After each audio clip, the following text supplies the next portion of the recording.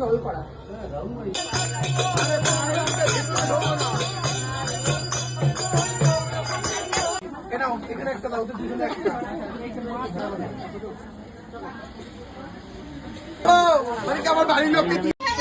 যে দিদির বাড়িতে আমরা পুজো করেছি সেই দিদির বাড়িতে আজকে ভোগ খাওয়া হচ্ছে।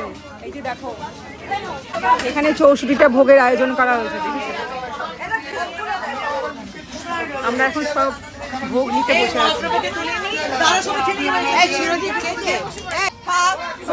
সোশ্যাল মিডিয়া থেকে তোকে কিছু দেওয়া হবে। Thank you.